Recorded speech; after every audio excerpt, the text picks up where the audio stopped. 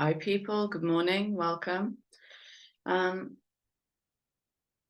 I've been guided to just pull a few cards today. We're in another gateway moment.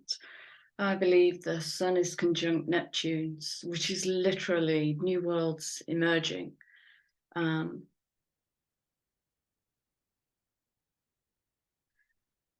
Questioning reality and what reality is. And I just want to, before I go into, so I've pulled most of the reading out, some really interesting messages, and I'm being asked to deliver them in a different way, which is exciting. And I just want to briefly speak into astrology. So what I'm going to do next is I'm going to give you a list of dates to see us through March and then into the next couple of big movements. And I'm doing that because I may not touch astrology again. I'm at a real threshold moment with astrology, and some of my favorite astrologers aren't teaching me anything new. They're not breaking the paradigm. They are staying with the archetypes, and we're birthing something new here. And if we keep bringing the same old archetypes in, like when I've sat and worked with Saturn, I don't get any of that paradigm archetype of restrictive masculine. I got a very soft teacher. When I worked with Lilith, I got beauty and love and soul retrieval. And we all have the whole chart in our field. And how we read that chart depends on, so I can only know you chart as deeply as I know myself, and so we'll all get different messages. It's like the card reader that reads tarot like oracle. It's bordering on disrespectful to the work that's gone in to create this kind of occulted wisdom. And where do we question it, and where do we just give it a little nudge and go, will you fall over if I poke that? So I'm at a threshold. I know I've been talking into this for months, but it's coming into sharp focus now where astrology isn't feeding me, because we need to elevate. We don't need to do anything. I'm in a movement where I want to transcend astrology to bring these new codings through, and the old paradigms are getting in the way. Thank you. I could have started with that sentence, couldn't I? So here are the dates, and then I'm going to let it go.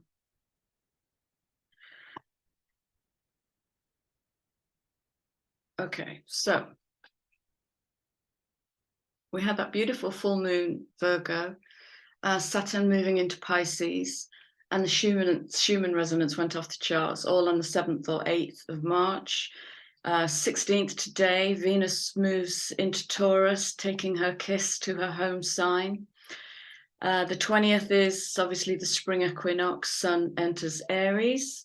The 21st is new moon in Aries at 0 degrees. I believe that completes the 7, 6, 5, I can't remember, new moons all at 0 degrees. So this is birthing full energy. The 23rd, Pluto moves into Aquarius until June the 10th, and then retrogrades back into Capricorn until the end of the year, and that's the first big movement. 25th, Mars goes into Cancer, and that's where I got that Libra vertex point, Judgment Day energy coming in. I haven't heard anybody else mention this, because the way I'm reading it may not be part of textbook astrology, and so it kind of won't make sense. It might be like, what the hell is she talking about? And I'm really comfortable with that. Then we move into April, May, which is eclipse season. 20th of April, solar eclipse, 29 degrees of Aries. 1st of May to 11th, sorry, I don't know if that's a partial or total. 1st of May to the 11th of October is that Pluto retrograde from Aqua back to Cap. 5th of May is the lunar eclipse at 14 degrees of Scorpio. Are you writing all this down? June 17th, Saturn retrogrades through Pisces from 7 degrees back to 0. And that Saturn retrograde, so it'll be a process of checking, I imagine, don't know, till November the 4th. 30th is Neptune retrograde in Pisces from 27 degrees to 24.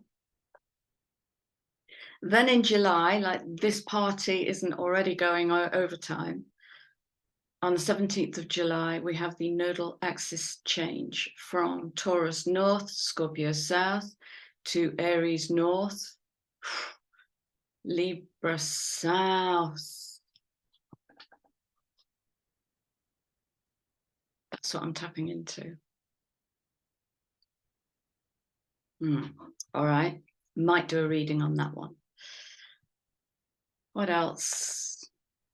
And then 23rd of July to the 4th of September is Venus retrograde.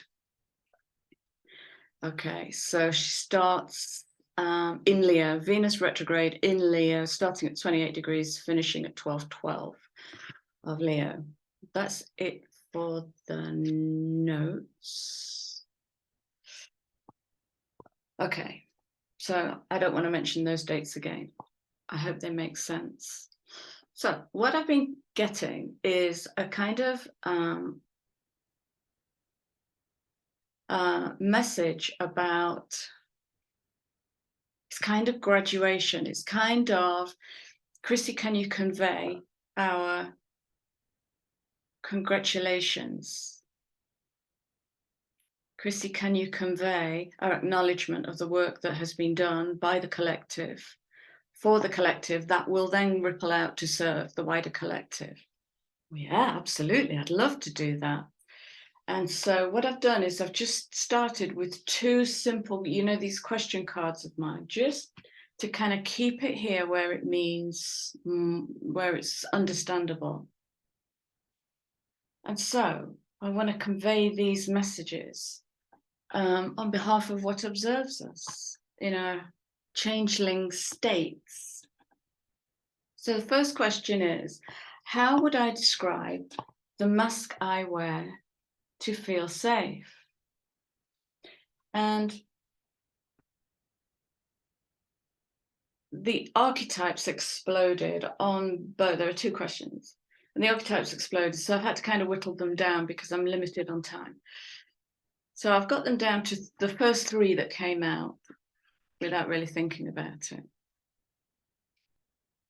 And what we've been working on is this bullying energy, whether it's emitting from us or whether it is being projected towards us.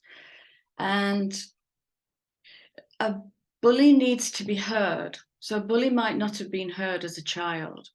And what can happen is, in this bullying energy,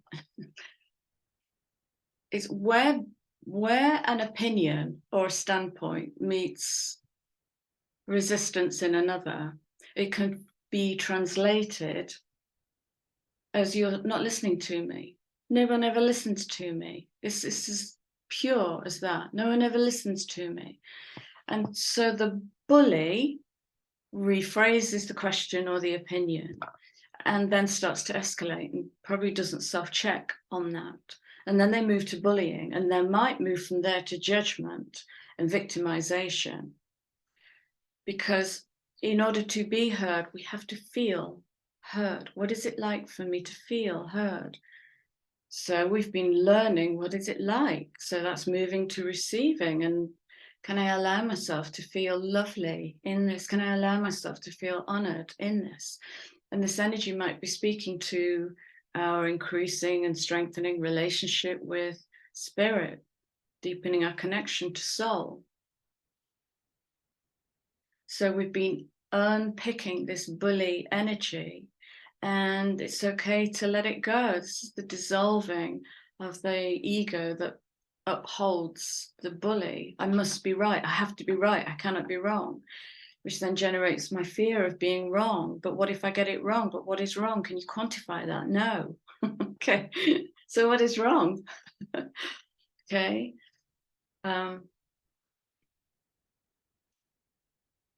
So bullying is the outward projection of an inward insecurity. Okay. And no, yeah, not yet. Okay. So the shadow, I mean, both attributes Pretty picky. But the shadow attribute conceals deep fears behind verbal or physical abuse. It's fear, it's insecurity, it's the child that wasn't embraced and held and acknowledged and valued and heard. It's all of that. So well done, us, for the work that we're doing. And you will have heard me speak ad nauseum about the victim martyr consciousness. This is the healing of Pisces.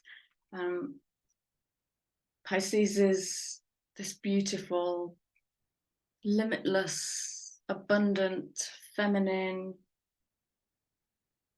sea of sensory perception.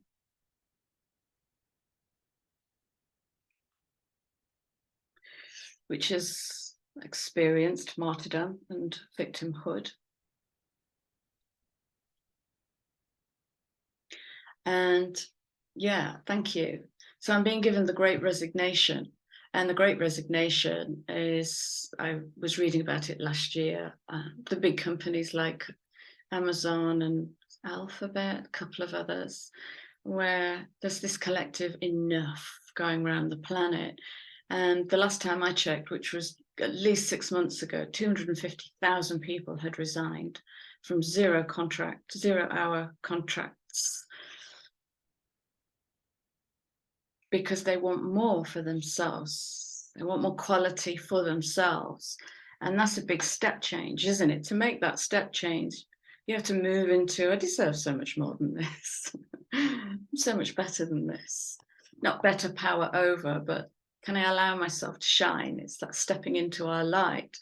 Or do I still want to martyr myself to this and then tell myself that I'm doing good in the world, I'm helping in the world? That's the victim martyr consciousness. So we've been working quite deeply with that and unraveling our addiction to self-pity. When we meet self-pity with love, we can dissolve anything with love. It is the most powerful healing vibration that we have access to. So we've been working on the martyr energy. And thank you, I get it now. The martyr is speaking straight to that. I'm doing good in the world, that makes me good. So the shadow messiah is the occulting of wisdom.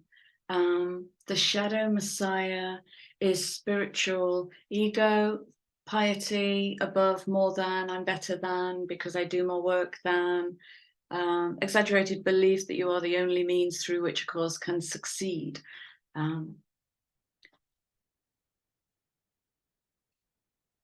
so to overcome that egoic projection of more than, less than,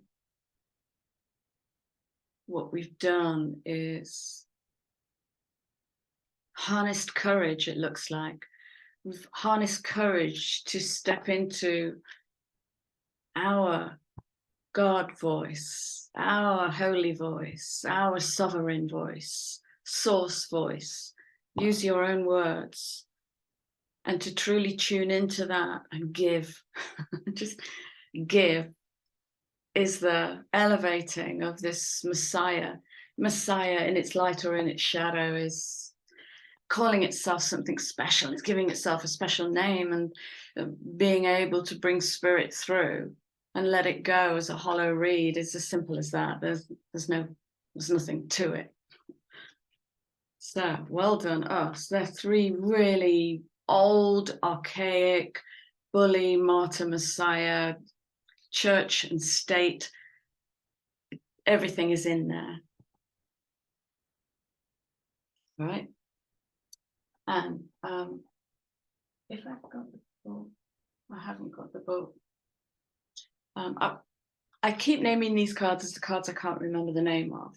And I wanted to honor them today by giving them their name. But it's the Colette Baron Reed Oracle deck. So to pull this down into, and what did all that work look like? Well, it looks like you've been cleaning up chaos and conflict. And how have I done that? Well, you've done that by holding the tension of opposites. This is moving ourselves into that soul forge work. And polarity gives you two choices, but when you triangulate, what if? I spoke about this about a year ago. When you triangulate, you create a blueprint, you create potential. The blueprint is the potential for change. So is it good? Is it bad? Well, what if it's neither? And what if it's about how do you feel about this? What if it's about how does someone else make you feel about this?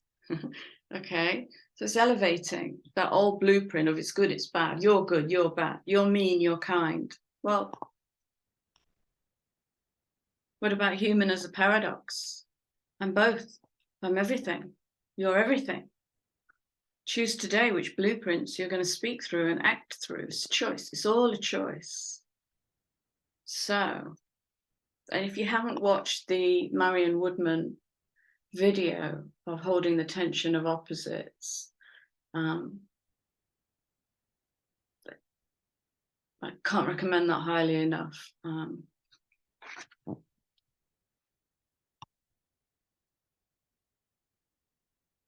Yeah, conflict. The conflict is within. It's always within. It presents without, or it gets projected out. So if we go to bully, then we might blame. But whatever you're doing, keep doing it. Whatever you're doing, keep doing it is the message I get. And so I ask, okay, that's great. That's the work we've done. Thank you for the acknowledgement. What next?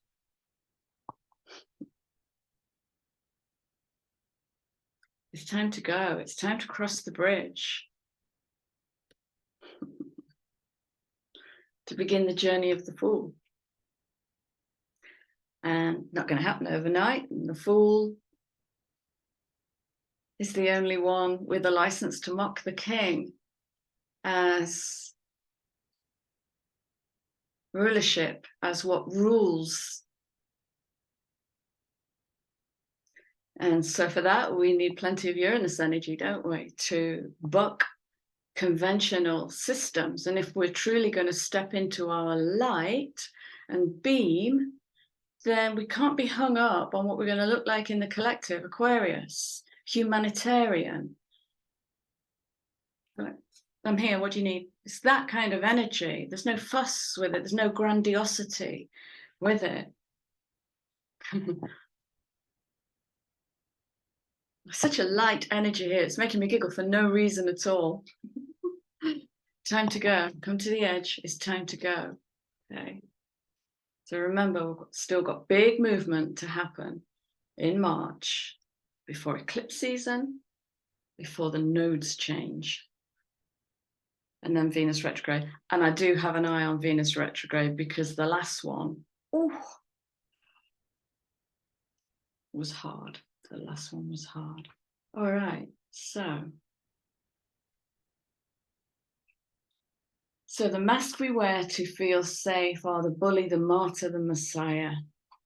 And the work we've been doing is we've been cleaning up the chaos and conflict of that energy in conflict with our inner divinity. That misalignment, we've been cleaning all of that up. We're ready now to go to the edge, to cross the bridge. I would say that deserves a little glass of bubbly, maybe a single malt. So, well done, whatever you're doing, keep up the great work. All right, now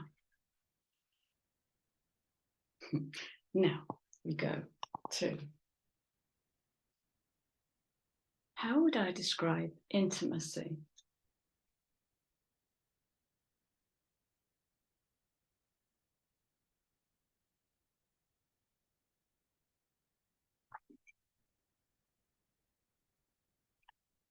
We have 3 archetypes coming out. First one is making a return appearance, center stage, femme fatale. Okay. So the femme fatale might appear to need the strength of another. but actually it's a front, because true vulnerability, okay, is part of the courage complex, is what I'm getting. It's part of the courage complex. And so the femme fatale might hide behind a need to be rescued. I can't wield a drill. It's that kind of energy that prevents her from stepping into maybe her inner masculine energy, maybe her inner teacher energy. So the mask is, I keep myself small. I've got the word threat here. So I am not a threat to you. Inappropriate use of sensuality, attachment to money and power. Okay. Okay. You getting it? But if we're talking about the feminine, and we're talking about passionate creativity, we're talking about wild Lilith energy, we're talking about raising Kundalini, uniting the feminine and the masculine, so that we don't have to be in that, you know? Yeah, okay. And I'm not speaking to women here, I'm speaking to the femme fatale energy that runs. It runs in men and women. Men and women.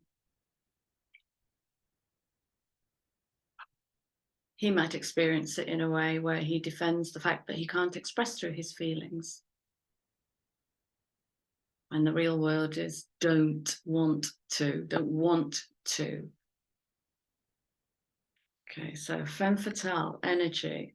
In its light attribute, it highlights the erotic energy of the feminine, opens the heart when dependency is rejected. Taps us into the courage of the heart.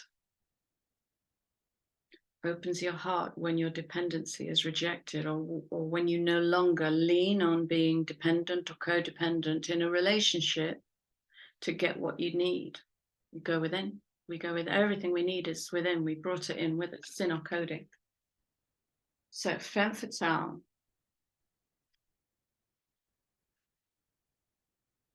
Which is coming in with this prince energy who uses romance to charm. He might use romance to avoid intimacy, using power for self-aggrandizement. Oh, Jupiter energy coming in here. This is shadow Jupiter energy.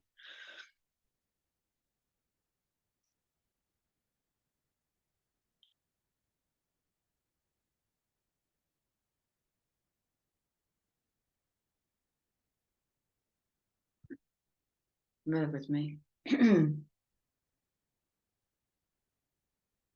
Okay, so what those two energies are saying is we're learning to lean back into ourselves. It's that movement. Rather than lean forward, we're leaning back.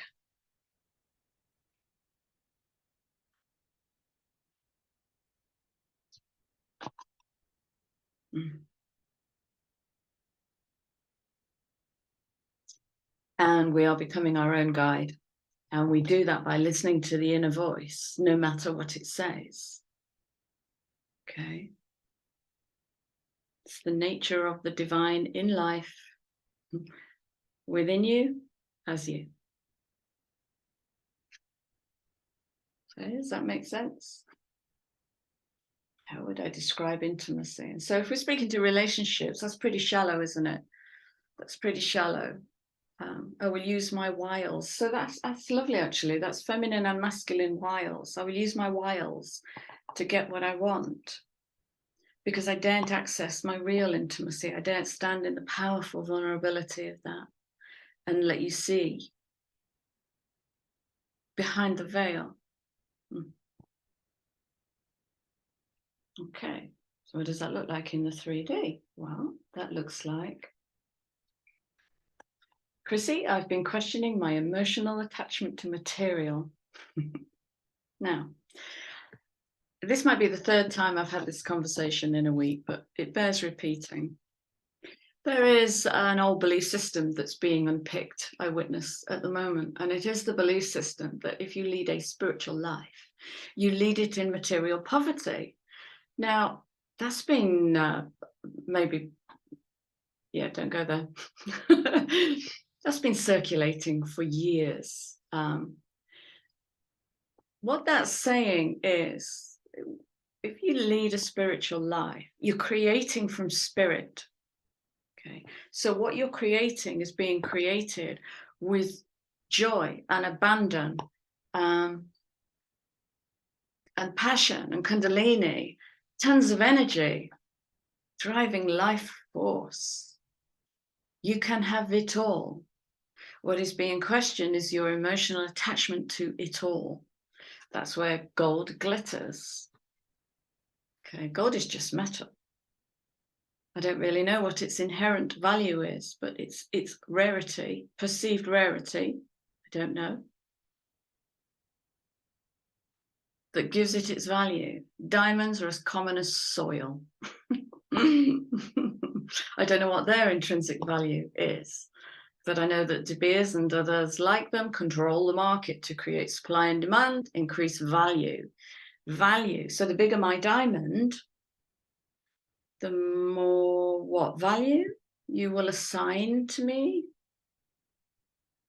So if we're at the point where we're questioning our emotional attachment to stuff, that is a heck of an evolution. That's heck of an evolution. It's okay to have beautiful stuff, truly. But if that beautiful stuff you think defines you, that's a mask. So this is the non-attachment. It is non-attachment. Yeah, absolutely. But how do I know? How do I know where I am in that, Christy? Well, would you give it away? Would you give away something precious? Feel into that. What does that feel like? Okay, so we've been questioning our attachment to material value.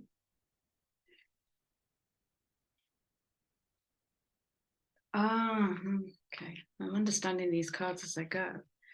Because we are living more in the moment, more in the here now. Okay, right. So what that's doing is that's healing anxiety, because anxiety is over there. But what if there's not enough over there? Where are you here now? Do you have food in the fridge? Yeah. Are the bills paid? Yeah. Okay, what's your panic? And so when abundance lies in the here, it lies everywhere, but abundance we can see in the here and now. In the here and now, I'm speaking for the Western world. In the here and now, many have everything they want and many don't. And what other blessings can we find in the here and now moment? In the here and now moment, or are we buried in self-pity? I know that sounds hard, but self-pity is just a program. Here and now, what is it like for you? Because here and now's gone already. Well, what's this here and now like? What is that moment like? Okay, so coming right back to here is going to tune us right back into our body, into our inner voice, our inner sat-nav, our inner sensory perception. And we begin to see the real abundance, the abundance of having eyesight, the abundance of having a voice. How are we using it? Everything. It's all intimacy. It's intimacy with self. What do I have? What do I have access to?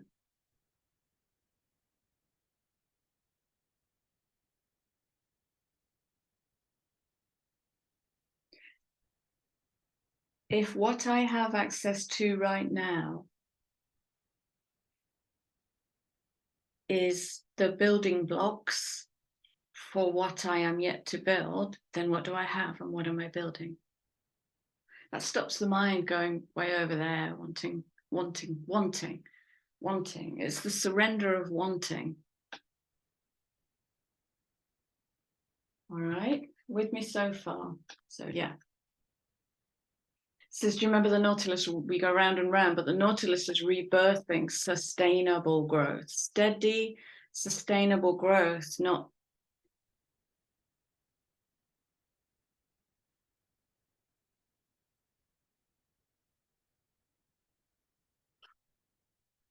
so this is speaking to the karmic wheel. Gosh, haven't we done a lot of work?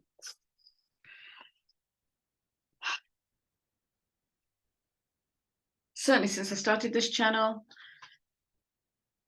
since the last channel, cleaning up that karmic wheel where we keep spinning around in the old dogma, karma, birthing, dharma, your own light, your light in the world.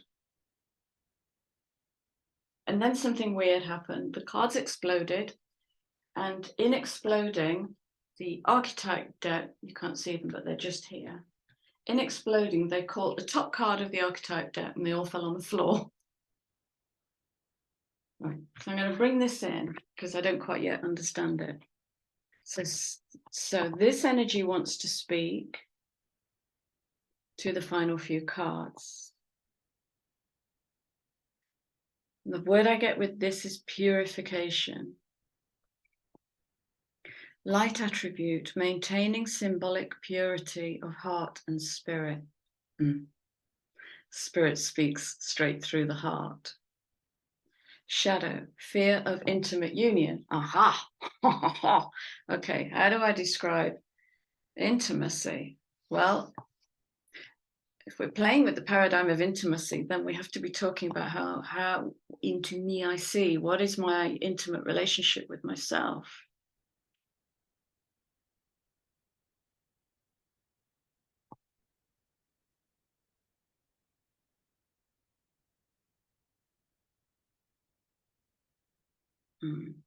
There's so much coming in with this about new light codings, about the resurrection of the solar child, the rebirthing of the higher heart, innocence and purity.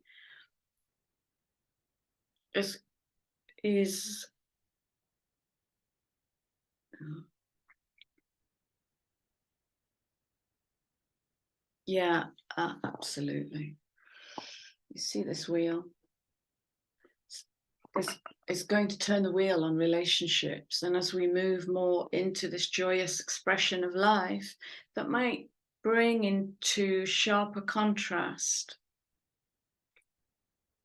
your community, your friends, your family, your relationships. And it might make you question, what is it like for me to express my purity in this collective? Okay, only you can answer that question. So we have purity coming out right in the middle of this. How do I describe intimacy? So that's sounding and feeling like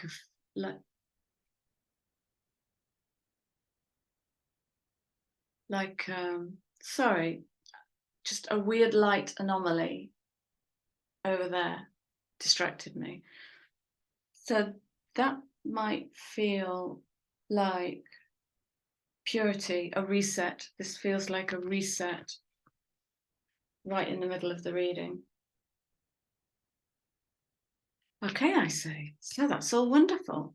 I will certainly convey a well done, a big well done. Whatever we're doing, keep doing it, because we're breaking old belief systems about who we think we are and becoming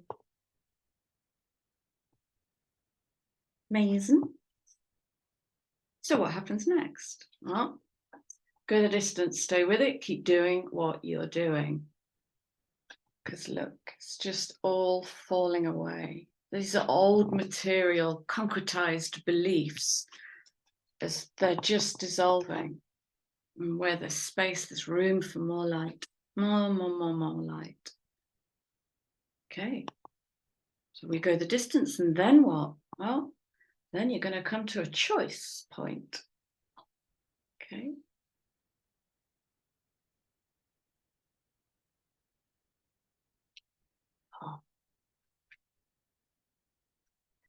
Oh, wow. Okay.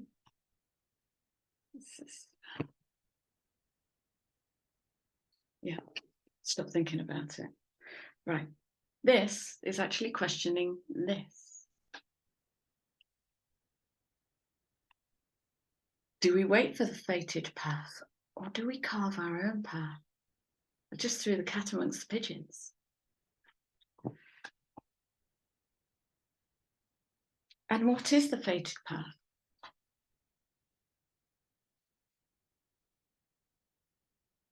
Wizard of Oz, the pulling back of the curtain? Is it coming from desire? Is it coming from want?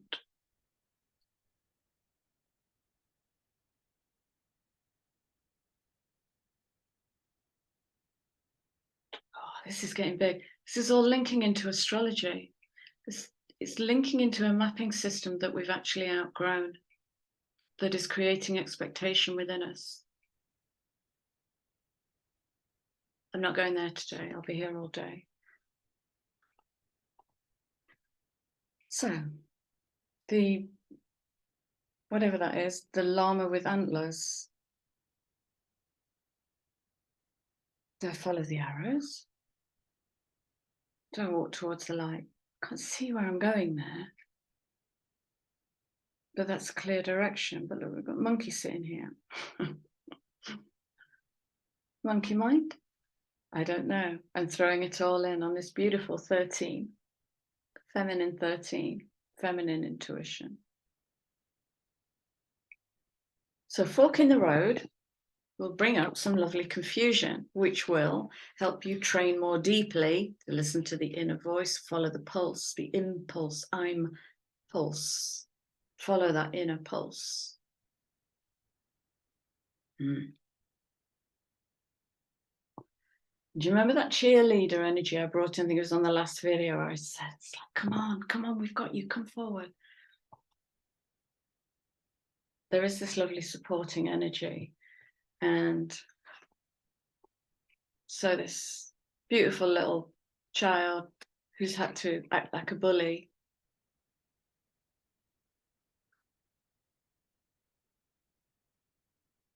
can safely bring itself to a space where there's open arms energy just waiting to catch you at the finish line as you cross over. The bully is opening itself to experiencing what it's like to be loved and held and supported, and in that we heal the inner child. And Aquarius is also speaking to collaboration, and the humanitarian sees the needs of others, but isn't coming from the victim martyr energy. It's just coming through the higher mind. There's almost no emotional attachment to it. It's just clean. It's the thing to do.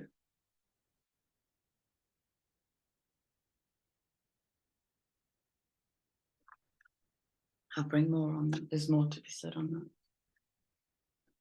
that. Right, okay, so where am I going? Okay, so definitely crossover points. Crossover point in removing that mask, that could be the crossover point. It's the first time I've shown up naked. It could feel like that. It's the first time I've shown up in this new expression of self for you. Okay. And then intimacy is going to be a choice, a new choice point. Okay. That's about putting into place everything you've learned. So if you've been working with relationship, you might have been doing some masculine and feminine work.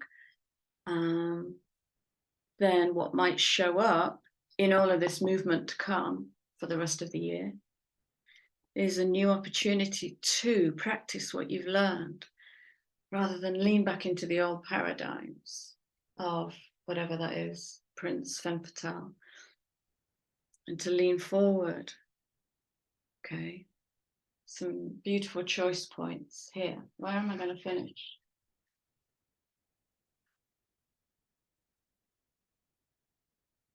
Yeah, I'm going to go. Yeah. Okay. There's some. It's my caveat now. Some final messages. Yeah, some final messages. Mm.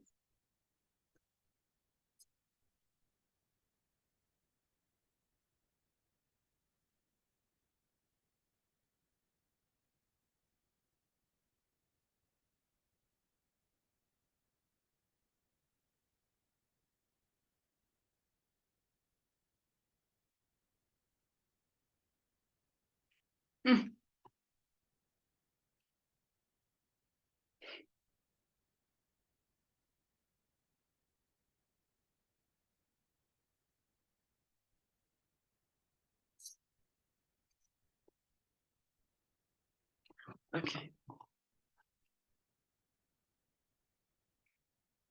This energy that's just come through with these cards is like I've just eaten the richest cake I've ever eaten, and I wish I'd only have eaten half of it because I feel a bit sick. This is so rich. It's so rich, this energy. It's boundless and it's limitless. And we will have to get used to it. This level of love, we will have to gently attune to, because there's going to be incoming wave after wave after wave, higher levels of love, higher expression of spirit. All right, first message. Trust the wave you came in on.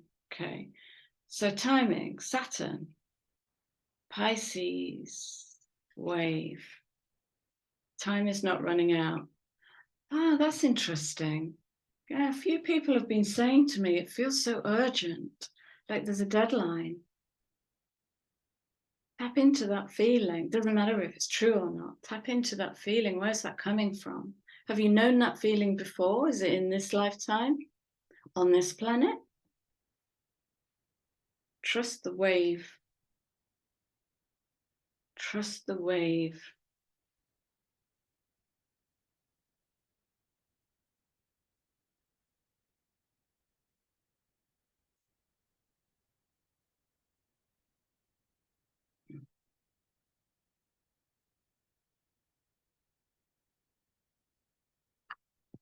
Got it. So what this is whispering is, it's actually bringing in the remnants of the compete compare program. But she's so much further ahead than me. No, that's just a different moment in time. That's a different moment in time. That's a different moment in time. Difference. And we're breaking that down. That's been on the radar for ages, the compete compare program. Again, only generated by insecurity. Put that in the middle. Dolce fa niente, the sweetness of doing nothing. Surrender to the sweetness. The cake was sweet.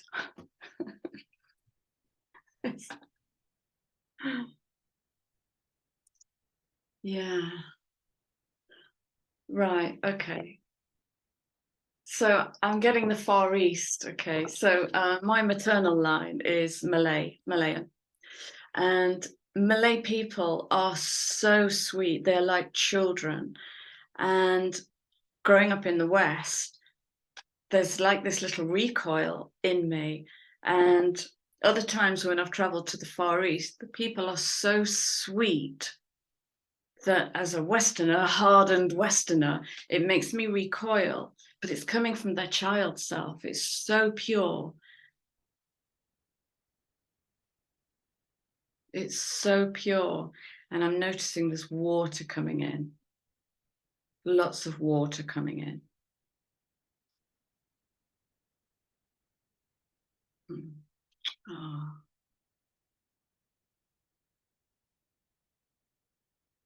it's so beautiful, this energy. so much beauty that you will just burst into tears. Heart would just explode. It's so beautiful. Venus energy, well, I think this goes way beyond Venus, way beyond Venus. Pleasure, joy, make love to life.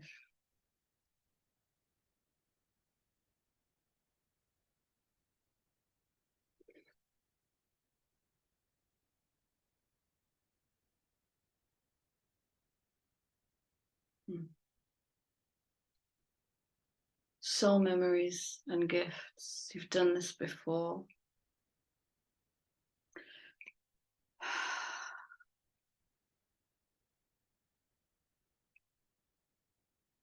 Oh, Lordy.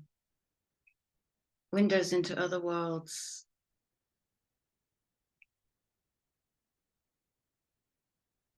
Yeah. If you're starting to have the slightest feeling that you're not quite sure where you are, learn to be with that, because it's going to get existential. There are realities, all realities are happening in this moment. It's how we're able to time travel.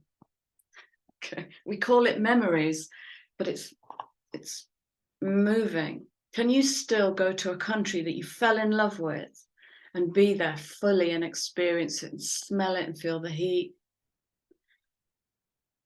So much more than a memory. And so as we learn to timeline walk and walk these different experiences, they might actually start appearing, because this reality happens at this vibration and this frequency. Another reality happens at a different vibration and a different frequency. If you think of a life within a life within a life, a box within a box within a box, it's all happening in this moment here now. But where our frequency is attuned to will dictate what we can physically see, touch, be with, hear, sense. Our soul changing.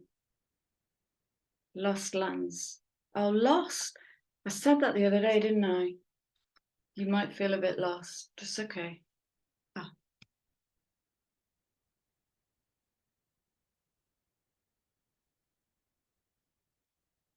Our ancestors.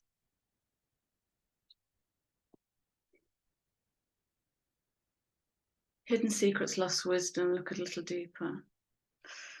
Well,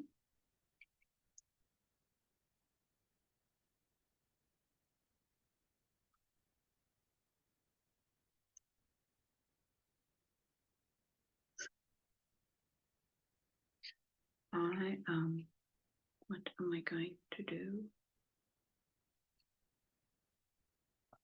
I'm going to leave it there.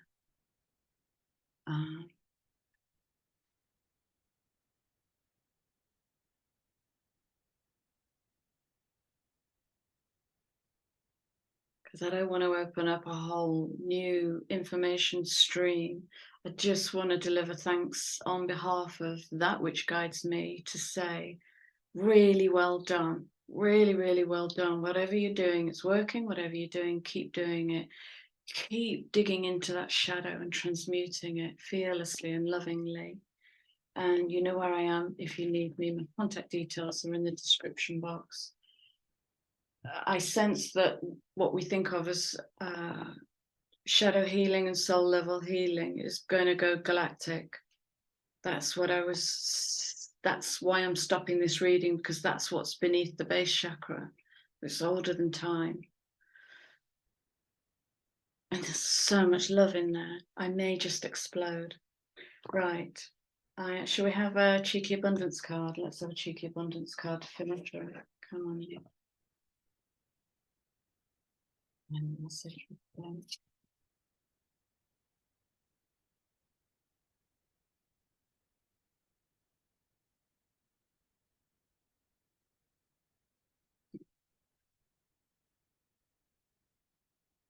Underlying card. These cards are so cheeky. Underlying card. Okay.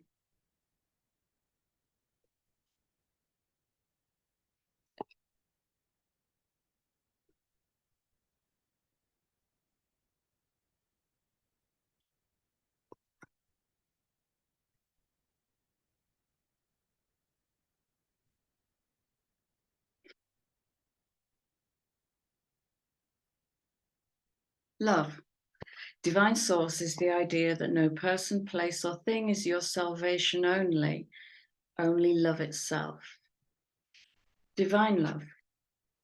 When you offer everything to the divine with detachment, you begin a lover's.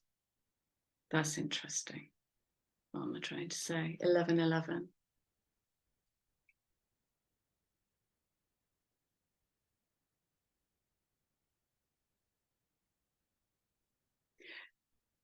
When you become a voice for spirit, you begin a love affair with the divine.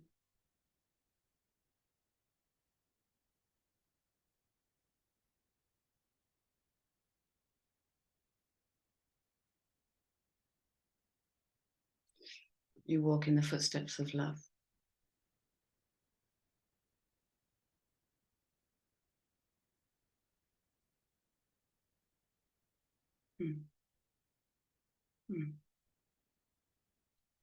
I have Arcturus coming in.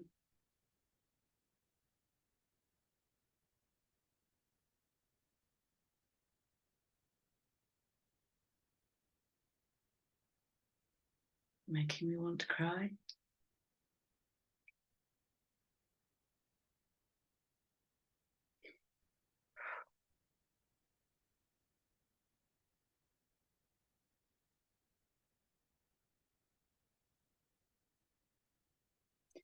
What I'm seeing is the divine footsteps walking you home to your ancestors.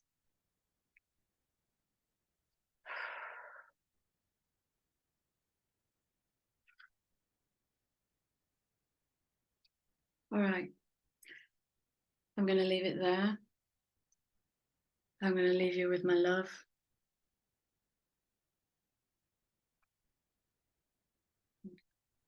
Yeah. And I wish you a beautiful weekend. Take care. Self-love, self-hug. You're doing great work. Well done. See you soon. Bye.